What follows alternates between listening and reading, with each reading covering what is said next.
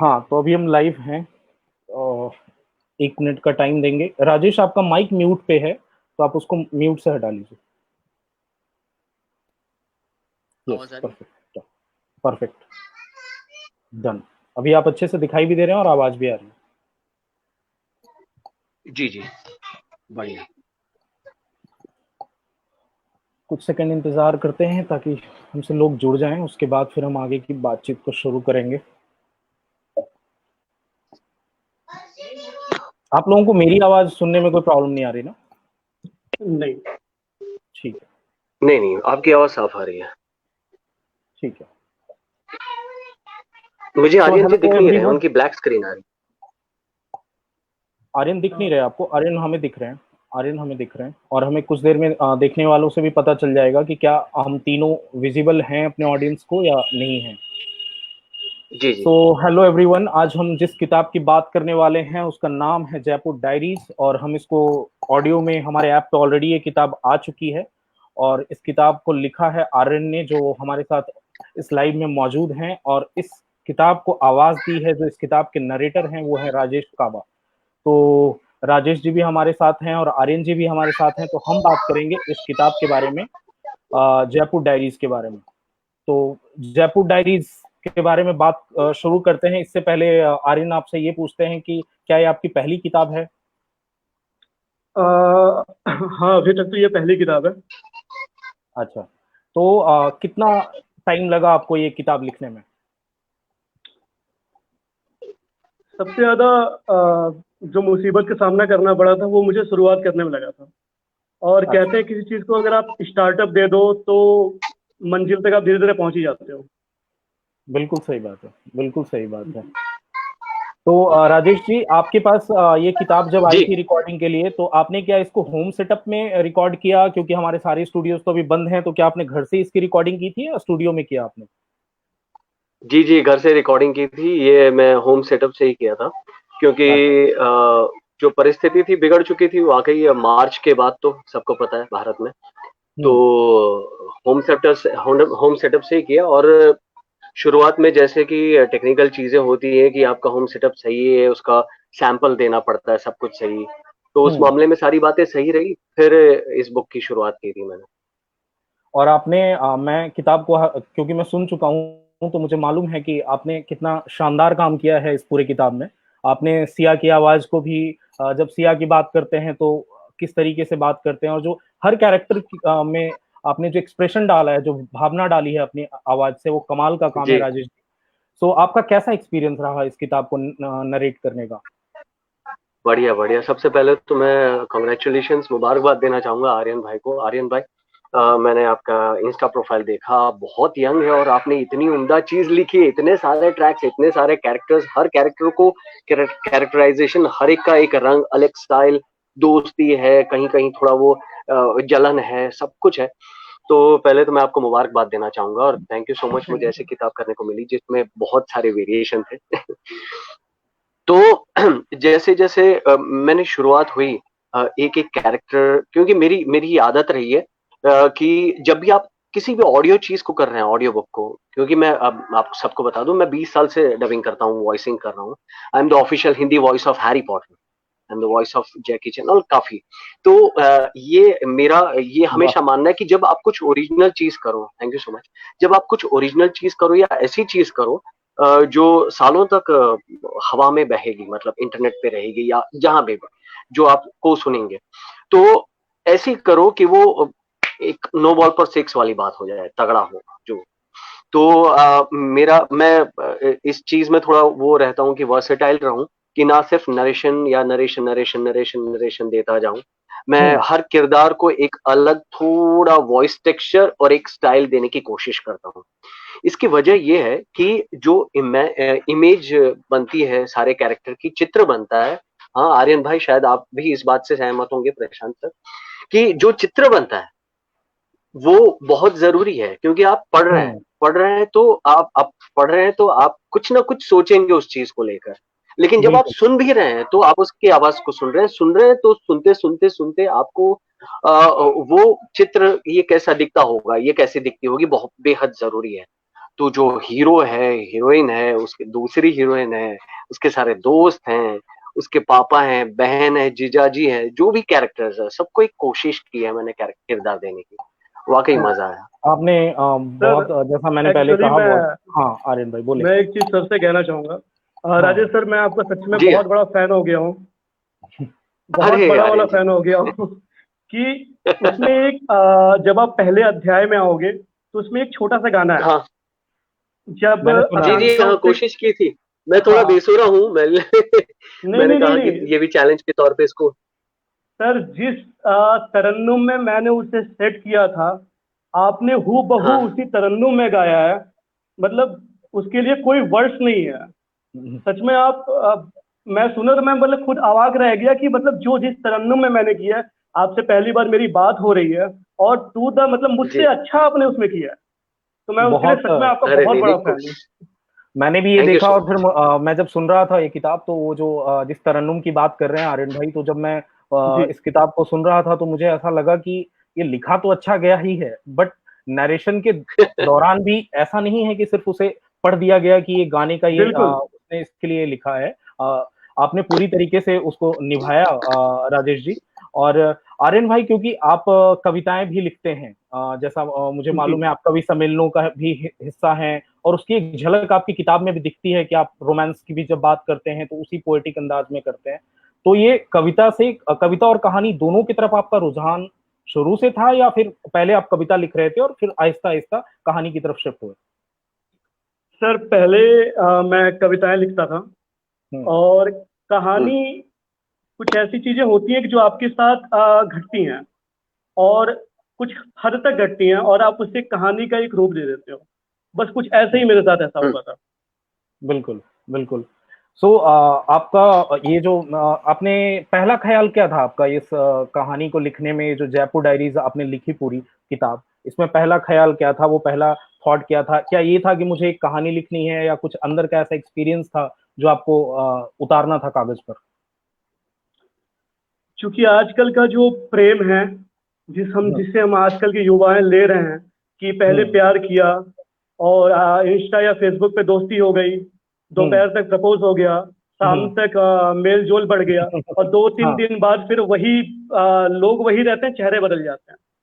तो बिल्कुल। एक कोशिश थी कि जो लोग कहते हैं कि आज के समय में प्यार नहीं रहा है, लोग गालियां देते हैं कि प्यार व्यार कुछ नहीं होता, जस्ट अ टाइम पास। हम्म। तो एक कोशिश है मेरी कि प्यार करने के लिए उस हद तक गुजरना भी पड़ता है। प्यार सिर्फ बिल्कुल प्यार का नाम नहीं है, उसके लिए त्याग, समर्पण, बहुत कुछ सेक्रीफाइस करनी पड़ती है उसके लिए। और राइट। सिर्फ हम दोनों अगर साथ हैं और हम उसको प्यार का नाम दे दें तो वो प्यार नहीं होता है। और बिल्कुल इसके सही बात। सबसे बड़े एग्जाम्पल नव्या और सिया दोनों हैं इस चीज़ के। हाँ, आपके जो दोनों जी कैरेक्टर जी हैं जी। उसमें नव्या और सिया का, वो बिल्कुल ये है। और चूंकि मैंने किताब सुनी तो मुझे मेरे दिमाग में भी कहानी बिल्कुल ताजा है, और इसीलिए राजेश भाई की जो आवाज है वो एकदम ऐसे कानों में बैठी हुई है कि किस कैरेक्टर को इन्होंने किस ढंग से पढ़ा।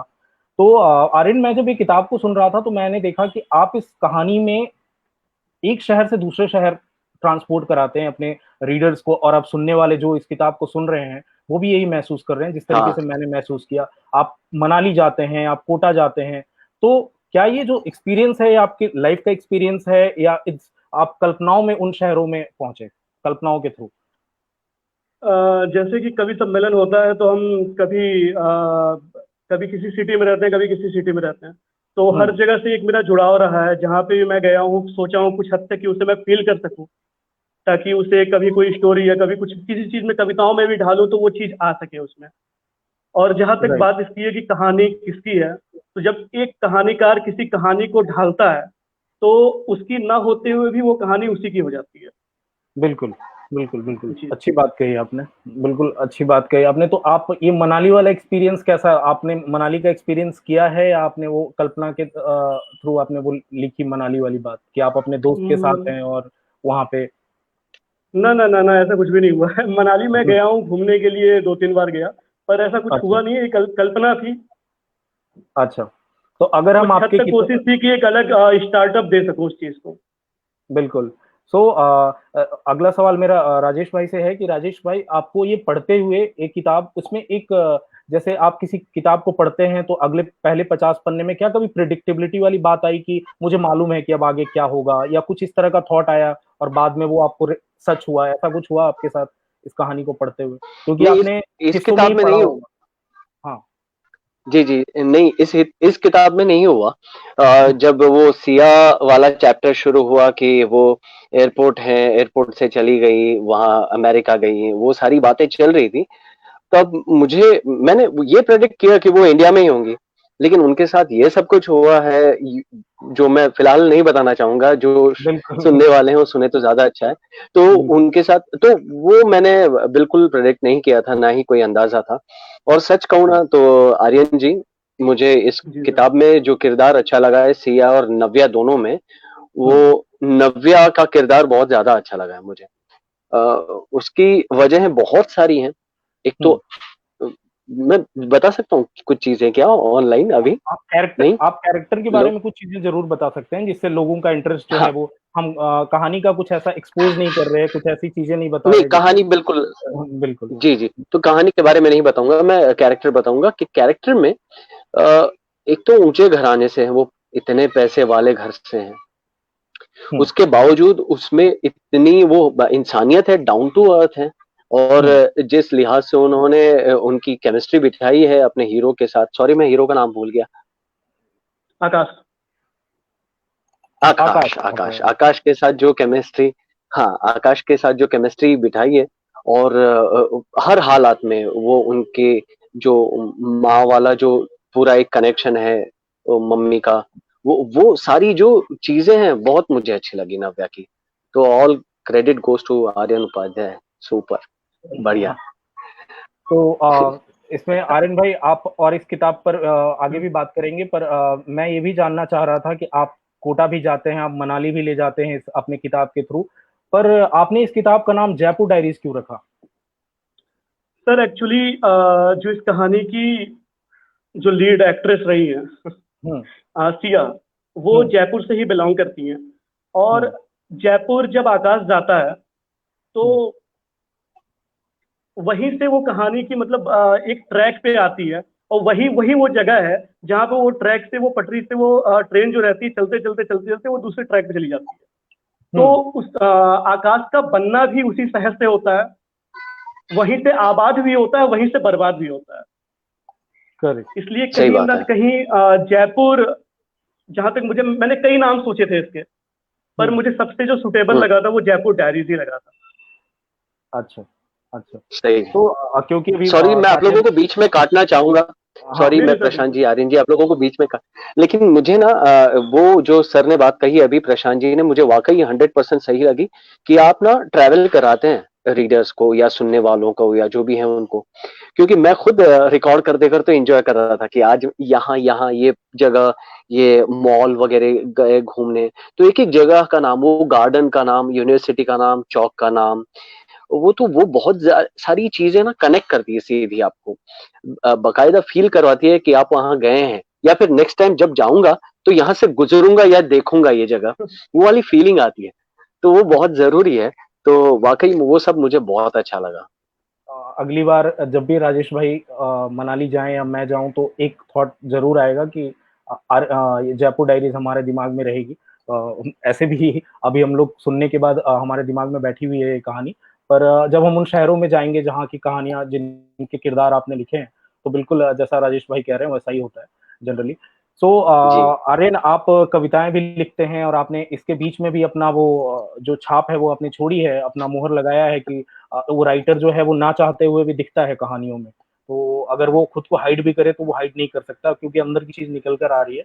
सो क्या कुछ आप हमारे साथ शेयर करना चाहेंगे, जो हमारे लोग हैं देखने सुनने वाले हैं, उनके साथ दो चार लाइन अगर आप अपनी कविताओं में से शेयर करना चाहें जो रोमांस से रिलेटेड हुए, ऐसे भी जो भी आप चाहें। चूंकि बात नॉवेल की चल रही है, जयपुर डायरीज की चल रही है, हम्म। तो जो संजय राजेश सर ने जो उसको तरन्नुम दिया था, तो मैं वही हम्म। कुछ गुनगुनाने की कोशिश करता हूँ। अच्छा। हालांकि मेरे से अच्छा राजेश सर ने पढ़ा तो शायद मैं उनकी तरफ पढ़ ना पाऊँ, इसलिए कोशिश करता हूँ। हम्म। आंखों से समंदर छूट गया, आंखों से समंदर छूट गया, जो तू रूठी दिल टूट गया। आंखों से समंदर छूट गया, जो तू रूठी दिल टूट गया। जिसे सच समझा वो प्यार न था, तुम पर मेरा अधिकार न था। दिल टूटा तो जाना, तू आ जाना, तू आ जाना, तू आ जाना। तूने तो मुझे जाना ही नहीं, गम है कि पहचाना ही नहीं। तूने तो मुझे जाना ही नहीं, गम है कि पहचाना ही नहीं। हर ओर उदासी छाई है, ना जाने क्या रुत लाई है। हर ओर उदासी छाई है, ना जाने क्या रुत लाई है। चंदा झूठा तारा झूठा, चंदा झूठा तारा झूठा, तेरा एक एक वादा झूठा। जो प्रेम की अजब कहानी थी, मैं राजा था तू रानी थी। सब बीत गई रहना, तू आ जाना, तू आ जाना, तू आ जाना। Thank you sir. बहुत ही शानदार। अरे क्या बात है, thank you, thank you, thank you. Rajesh बढ़िया भाई, बढ़िया। आप क्या ये कहना जितना चाहेंगे आपने मुझे गाया ये इतना, जी बिल्कुल वाकई अद्भुत है, कमाल है। आर्यन भाई आपने अभी जो जितना जितना गाया वो सारा पूरा था उसमें? नहीं, नहीं, उसमें मुझे नहीं लगा। अधूरा आधा था। वो कहता है ना कि आधा गाने हाँ गाते गाते मैं रुक गया था। हाँ हाँ हाँ हाँ हाँ। तो वो करेक्ट अधिकार करेक्ट वाली करेक्ट। जो लाइन है नहीं वो मुझे लगता है कि अधिकार वाली जो लाइन है उसके आगे वाला एक लाइन तक किताब में हिस्सा है इसका, और जी। उसके आगे का नहीं है। आपको इससे पता चल रहा होगा, मैंने बड़ी बारीकी से सुनी है किताब, क्योंकि मुझे मजा आ रहा था किताब सुनते हुए। और मैं अपने जो लोग हमसे जुड़े हैं उनको लग रहा है कि हमें अगर ये किताब कैसे सुन सकते हैं। ये किताब सुनने के लिए बहुत ही कुछ नहीं करना, बेहद आसान है। आप अपने मोबाइल फोन के प्ले स्टोर में जाइए, डाउनलोड करिए story tell app. Story tell app download करेंगे, पहला 14 दिनों का फ्री सब्सक्रिप्शन है, आपको पैसे देने की भी जरूरत नहीं है। और उसके बाद आप उसमें सर्च बॉक्स में टाइप करें जयपुर डायरीज, और जयपुर डायरीज के अलावा आप तकरीबन 1 लाख से ज्यादा किताबें सुन सकते हैं स्टोरी टेल ऐप पर। तो बेहद आसान है ये सुनना। आपका एक्सपीरियंस आपने जी राजेश जी बिल्कुल, हमारे एक से, लिए। जी हाँ, बोलिए। हाँ हाँ, मैं वही कह रहा था कि एक से एक बेहतरीन कहानियां, बेहतरीन चीजें हैं स्टोरी टेल ऐप पे।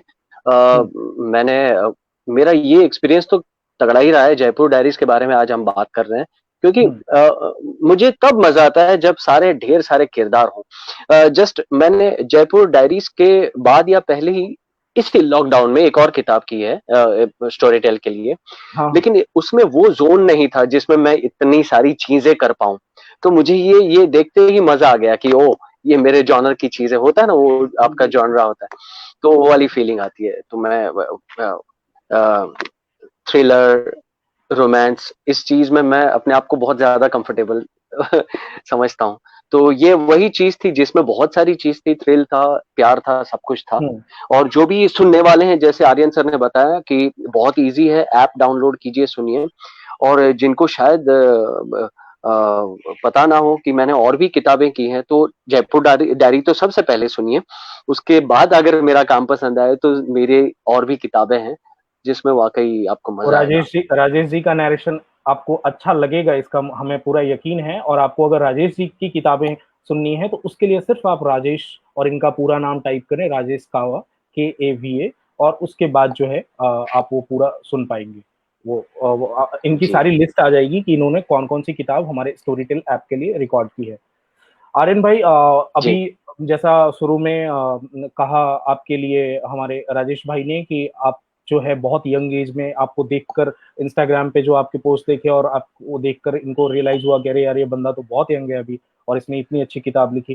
तो बहुत सारे ऐसे नए लड़के हैं जो अपने डेस्क पर कुछ ना कुछ लिख रहे हैं, ऐसे कई हैं भारत में, है ना, हमारे कंट्री में, वर्ल्ड में है। तो आप उनसे क्या साझा करना चाहेंगे, क्योंकि आपकी जो पहली किताब है उसका इतना जोर है, तो आप अपना क्राफ्ट का कुछ ऐसा गुर साझा करिए हमारे देखने सुनने वालों से जो उनके काम आए। सर मैं दो बातें कहूंगा। पहली बात हम्म, तो ये कि किसी भी काम को करने के लिए सही वक्त नहीं होता।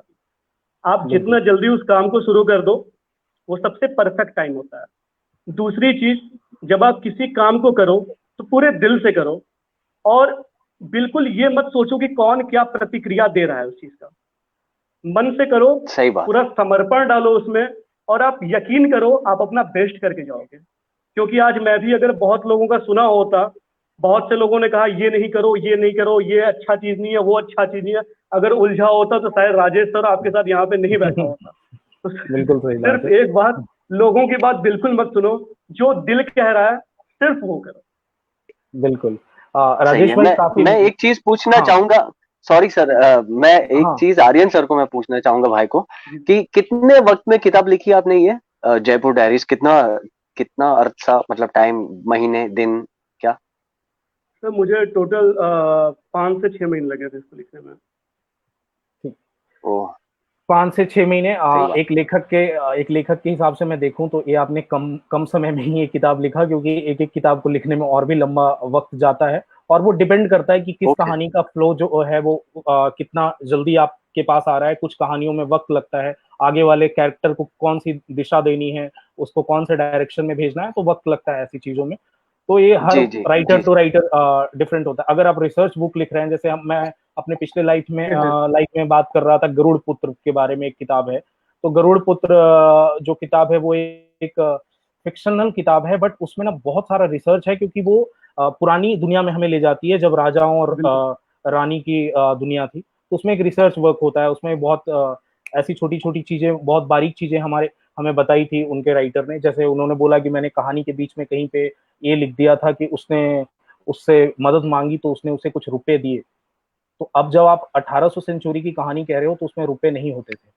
तो ऐसी चीजें, जी ये जो बारीक चीजें जी सर। होती है, और ये जो लाइव में राइटर्स आते हैं उनसे मुझे भी सीखने को मिलता है, और कुछ चीजें पढ़ने से भी सीखने को मिलता है। तो राजेश भाई, बड़ा मिलता जुलता सवाल है जी जो मैंने आर्यन जी से पूछा था कि आपको मालूम है जी। कि स्टोरी टेल जिस तरीके से उभरा है ऑडियो बुक्स की दुनिया में, कितना लोग प्यार कर रहे हैं हमारे स्टोरी टेल को, लोग किताबें सुन रहे हैं, कुछ लोग हमारे लिए किताबें पढ़ना चाहते हैं। तो आप उनसे हाँ। क्या साझा करना चाहेंगे कि वो अपने, जिनको ये लगता है कि मैं किताबें पढ़ सकता हूँ या पढ़ सकती हूँ? जी जी, ये बहुत ही अच्छा सवाल है और मैं हमेशा इस बारे में कहता आया हूँ। और जबकि पिछले 20 साल से वॉइसिंग कर रहा हूँ, तो पिछले 2 साल से मैंने ये मुहिम भी उठाई है कि इस क्राफ्ट को, इस वॉइस एक्टिंग को, आर्यन जी आपको भी बताना चाहूंगा मैं, कि जी इस सर। क्राफ्ट के बारे में लोगों को पता ही नहीं है दूर दूर तक, वॉइस एक्टिंग के बारे में। मतलब डबिंग के बारे में पता नहीं है, वॉइस एक्टिंग के बारे में पता नहीं है। आवाज को लेकर एक ही काम है लोगों तक जो पहुंचा हुआ है, वो है आरजे। रेडियो तक ही लोगों को पता था, जी यहीं तक जानकारी सीमित थी। लेकिन thanks to social media, internet को पूरी तरह से ये श्रेय जाता है कि लगभग 2015 से छोटे शहर, बी टाउन या अंदर गांव खेड़े, हर जगह लोगों को पता चल गया है कि डबिंग क्या चीज है। 2015 के बाद से लोग वॉइस एक्टर को जानने भी लगे हैं।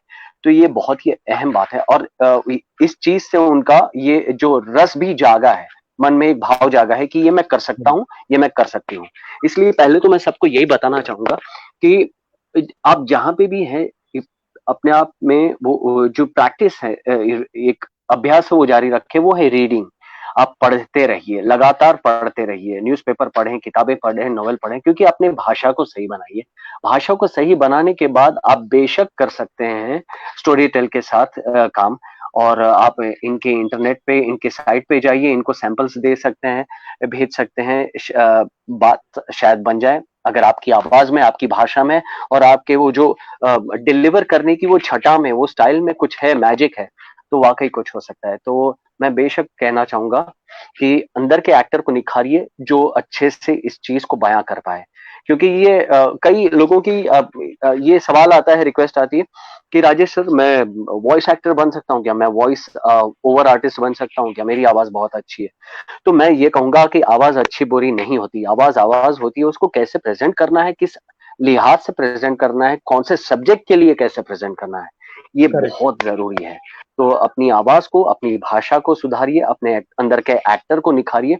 उसके बाद बेशक आप स्टोरी टेल के साथ जुड़ सकते हैं।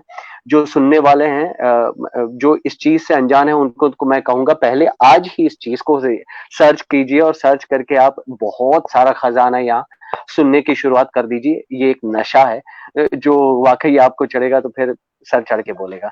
अद्भुत नशा है, ऐसा नशा करना बनता है, मैं तो कहूंगा। ऐसा नशा है जो आपकी जिंदगी को बेहतर डायरेक्शन देता है, किताबें सुनना, जो चीजें आप पढ़ नहीं पा रहे हैं। अभी जैसे आर्यन की किताब के बारे में मैं बात करूं, जयपुर डायरीज के बारे में, तो ये 9 घंटे की लगभग किताब है, 9 घंटे की रिकॉर्डिंग है इसकी। तो 9 घंटे की रिकॉर्डिंग में आप क्या जी कर सकते हैं, दिन में 1 घंटा भी अगर आपने सुन लिया, अभी तो ड्राइविंग का ऑप्शन हमारे पास खत्म हो गया है, तो आपने घर में गार्डनिंग के टाइम पे सुन लिया या किचन में काम करते हुए सुन लिया, तो 1-1 घंटे के हिसाब से मुझे लगता है कि अगर किसी दिन नहीं भी सुना, हालांकि किताब छोड़ती नहीं है, आपको कनेक्ट करके रखती है खुद से, तो आप जी जी, 2 वीक में मोटा-मोटी ये किताब खत्म कर पाते हैं। अगर 2 वीक में एक बिल्कुल किताब आप सही। खत्म कर पा रहे हैं और एक अच्छी आवाज़ में आप एक किसी किताब का इनटेक अपने अंदर ले रहे हैं, जिसमें प्यार की कहानी है, जिसमें कविताएँ हैं, जिसमें ऐसे कैरेक्टर्स हैं जिनसे आप रिलेट करते हैं, तो मुझे नहीं लगता कि इससे बेहतर कुछ और हो सकता है। सो आर्यन जी भाई हाँ, आपके लिए एक दोस्ती है, रिक्वेस्ट। भाईचारा है, सीख है। हाँ, आर्यन भाई आपके लिए एक कमेंट आया है अनीता जी का, उन्होंने लिखा है कि श्रृंगार का मुक्तक सुना दीजिए। तो अगर आपके पास अभी तुरंत माइंड में आ रहा है कुछ तो आप सुना दीजिए, नहीं तो फिर राजेश भाई से हम अगला सवाल कर लेंगे और तब तक फिर आप इसके लिए रेडी हो सकते हैं। मैं 4 लाइनें हैं, मैं जल्दी सुना देता हूँ आपको। हालांकि बिल्कुल। सावन चल रहा है और हम्म। बनारस से अच्छी जगह कोई और नहीं हो सकती। हम्म। बनारस की सुबह तो ही अवध की शाम हो जाए, मेरे दिल की हर एक धड़कन तुम्हारे नाम हो जाए, मेरे दिल की हर एक धड़कन तुम्हारे नाम हो जाए, नशे में डूबती आंखें तुम्हारी जब मुझे देखें, नशे में डूबती आंखें तुम्हारी जब मुझे देखें, कहीं ऐसा न हो दिल में मेरे कोहराम हो जाए, कहीं ऐसा न हो दिल में मेरे कोहराम हो जाए। तो दिल में जो क्या कोहराम बात है है। वो हर किसी के उठता है, और बहुत सुंदर आर्यन भाई। और ये कोहराम को थोड़ा और बेहतर समझने के लिए आप जयपुर डायरीज सुने। कैसे सुनना है इसके लिए स्टोरी टेल ऐप डाउनलोड करना है और सर्च बॉक्स में आपको टाइप करनी है जयपुर डायरीज। इसके अलावा और भी किताबें सुन सकते हैं। राजेश भाई, मेरा अगला सवाल आपसे ये था कि आप इतना नरेशन जी का काम करते हैं, तो आप जी। कुछ अपना आप खुद के लिए क्या पढ़ते हैं जो आप अपने फ्री टाइम में घर पे पढ़ रहे हैं, या किस तरह की किताबें पढ़ते हैं? मैं बहुत ईमानदारी से ये जवाब देना चाहूँगा, कोई बड़ी बातें या झूठ नहीं बोलना चाहूँगा। हाँ, बिल्कुल। मैं नहीं पढ़ता या नहीं पढ़ता या पढ़ नहीं पाता। इसकी वजह ये है कि हम लोग रोज़ाना इतना काम करते हैं, तो स्क्रिप्ट्स इतनी पढ़ लेते हैं, प्रकार-प्रकार की स्क्रिप्ट्स पढ़ते हैं। तो बिल्कुल। उसी में हमें काफ़ी कुछ जानने को, सीखने को मिलता है, क्योंकि हर तरह के अलग, जैसे मैं कुछ शोज़ डिस्कवरी के लिए कर रहा हूँ, होस्ट कर रहा हूँ, कुछ शोज़ हुँ। टीवी 18 हिस्ट्री के लिए कर रहा हूँ, कुछ शोज़ सोनी बीबीसी अर्थ के लिए कर रहा हूँ, कुछ फ़िल्में कर रहा हूँ ऑनलाइन, काफ़ी चीज़ें।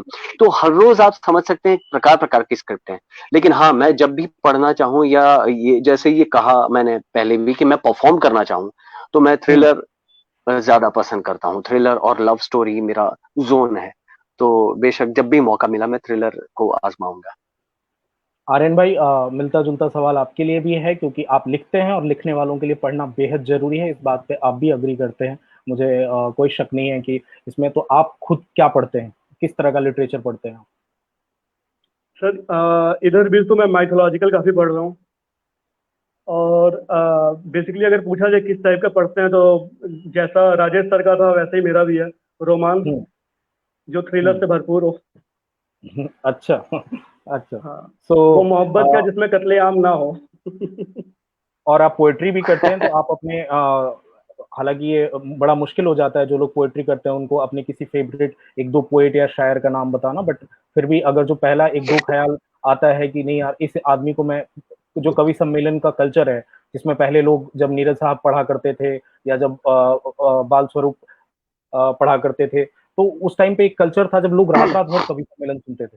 तो वैसा कोई नाम जिनको आपको लगता है कि इनको मैं लंबे टाइम तक सुन सकता हूँ क्योंकि इनका कंटेंट मुझे अच्छा लगता है? सर सिर्फ एक नाम है जिसको सच में मैं, मतलब मैं जितना सुन लूँ मैं कभी थक नहीं सकता। वो अच्छा। नाम है जॉन एलिया। अच्छा। तो जॉन एलिया साहब का नाम तो आजकल, खासकर आजकल की दुनिया में बहुत ज़्यादा पॉपुलर हुआ। अगर वो अभी बिल्कुल। ज़िंदा होते, इस दुनिया में होते, तो अभी तो वो महरूम हो गए, और उनका नाम जो है आजकल बहुत पॉपुलर है। खास करके उन्होंने रोमांस को लेकर एक अलग नज़रिया दिया, और उनके बहुत सारे शेर बहुत ज़्यादा प्रचलित हुए। तो राजेश भाई, आप हमें ये बताइए जी जाते जाते, क्योंकि हम आखिरी पड़ाव पर अपने पहुंच गए हैं, हमारे सुनने वालों को ये बताइए कि ये किताब आपने पढ़ी है, इसलिए सवाल मैं आपसे ये कर रहा हूँ कि आखिर ये किताब लोग जी क्यों सुने। जयपुर डायरीज ये किताब अपना दिन का 1 घंटा निकाल कर 2 सप्ताह में, जैसा मैंने कहा, ये किताब क्यों सुने लोग, उनको इस किताब के बारे में थोड़ा ये बताइए। बिल्कुल, मैं बताना चाहूँगा। ये इसकी 2-3 वजहें हैं, जो बड़ी वजह हैं हर एक के लिए, कि जो आजकल कॉलेज स्टूडेंट्स हैं या टीनेजर से निकले हैं, मतलब कॉलेज वाले 20 साल 25 साल वाली उम्र के ब्रैकेट में हैं, उनके लिए ये उनकी कहानी है, उनका अपनापन है, उनके दोस्त यार, छेड़छाड़, प्यार, मस्ती, मजाक, पार्टी, जितनी वफादारी, कहीं छोटा मोटा धोखा, ये सारी चीजें जो वो रोज आज की तारीख में फील कर रहे हैं अपने दोस्तों के साथ या कॉलेज में, क्लासेस में, वो चीज उनको यहीं देखने को मिलेगी। तो ये पढ़ेंगे तो उनको लगेगा ये उनकी खुद की कहानी है। और दूसरा एज ग्रुप है, मैं उनको बताना चाहूंगा, जिसमें मैं आता हूँ, आई एम 41। तो ये बाकायदा पूरा वो तरोताजा कर देती है वो माहौल जो हम कॉलेज में हुआ करते थे। तो आपको इस ब्रैकेट वालों को तो बेशक पढ़नी चाहिए, क्योंकि ये एक जो एक लहर होती है, समंदर की लहर, वैसे लहर की तरह ये पूरी कहानी आपको आपके पास आएगी, आपको भिगो देगी, आपको उस एरा में, उस टाइम में ले जाएगी, 15-20 साल जब आप थे जिस सिचुएशन में। तो हर एक के लिए ये पढ़नी बहुत जरूरी है, और मेरे ख्याल से ये प्यार को लेकर है, और प्यार बाकी चीज चारों तरफ बहुत सारी मिलती है, जो हमें नहीं लेनी चाहिए, जैसे नफरत है, बुरी बातें हैं। प्यार अगर मिलता है तो हमें बेशक लेना चाहिए, और प्यार मिलता है इस कहानी से, और वो भी सच्चा प्यार, ईमानदार प्यार, सिया के इस प्यार जैसा। बहुत खूबसूरत तरीके से आपने सर मैं भी एक्सप्लेन एक किया। बात कहूंगा बिल्कुल बिल्कुल कि स्टोरी टेल और आपका सच में सर मैं बहुत बहुत ज्यादा शुक्रगुजार हूँ कि एक सही कहानी सही जगह पहुंचाने के लिए। और सर राजेश सर, सच में मैं फिर से एक बार बोलूंगा, मैं आपका बहुत बड़ा वाला फैन बन गया हूँ। और अरे लोग Jaipur thank you so diaries much. को पढ़े ना पढ़े, एक बार राजेश सर की आवाज को वो जाके वहां पे जरूर सुने। सुने जरूर। अभी आपके पास अगर कॉपी उपलब्ध भी है, और मेरा ये खुद का एक्सपीरियंस रहा है कि जो किताबें आप पढ़ लेते हैं, पढ़ने का जो एक्सपीरियंस है उसकी तुलना नहीं की जा सकती, एज ए रीडर हम सब जानते हैं। बट जो सुनने का एक्सपीरियंस है इतना नया है हमारे इंडिया के जैसे कंट्री में, कि लोग धीरे धीरे, मैं खुद इस चीज को, मुझे ये था कि सुन के कैसा एक्सपीरियंस होता है, बट अभी जब ये चीज डेवलप होने लगती है, आप तो उस चीज को एंजॉय करने लगते हो, आवाज से आप रिलेट करते हो, अच्छा ये राजेश की आवाज है, पर लग तो नहीं रहा, क्योंकि ये कैरेक्टर में इतना ज्यादा घुस चुके हैं। या किसी और नैरेटर की जब मैं कहानियां सुनता हूँ, क्योंकि बहुत सारी कहानियां मैं सुनता रहता हूँ स्टोरी टेल ऐप पर, तो और मैं आशा करता हूँ कि लोग भी सुनेंगे और उसके लिए स्टोरी टेल ऐप डाउनलोड करेंगे और उसके थ्रू सुनेंगे। आपने जॉन एलिया का नाम लिया, मुझे ऐसे ही उड़ता उड़ता एक शेर दिमाग में आ गया, मुझे पता नहीं कितना सही है पढ़ पाऊंगा मैं, कि उन्होंने कभी लिखा था कि अहदे रफाकत तो ठीक है, लेकिन अहदे रफाकत जो लोग नहीं जानते, इट्स लाइक ऑफ, जिसमें आप फ्रेंडशिप वाली बात होती है, रफाकत वही होता है। अहदे रफाकत तो ठीक है, लेकिन तुम्हारे साथ रहकर भी मैं तन्हा रह जाऊंगा। तो वो बोलते हैं कि मतलब तुम साथ तो रह लोगे, बट तुम्हारे साथ रहकर मैं तन्हा रह जाऊंगा। और पर ये थोड़ा सा उनका मामला है, और जॉन एलिया को समझना बहुत ही मुश्किल है, उसके लिए जॉन बस की बात नहीं है। जो लोग जॉन एलिया को सुनना चाहते हैं उनके बारे में बहुत अच्छा शेर कहते हैं, उनका एक शेर है कि नया एक रब्त पैदा क्यों करें हम, बिल्कुल नया एक रब्त पैदा क्यों करें हम, बिछड़ना है तो झगड़ा क्यों करें हम। कितनी सुंदर बात कही और कितने अच्छे से कही। और अभी का जो माहौल है, इसमें हम लोग एक दूसरे के घर आ जा नहीं सकते। अगर आप अभी आप किस सिटी से जुड़े हैं हमारे साथ आर्यन भाई? सब बनारस।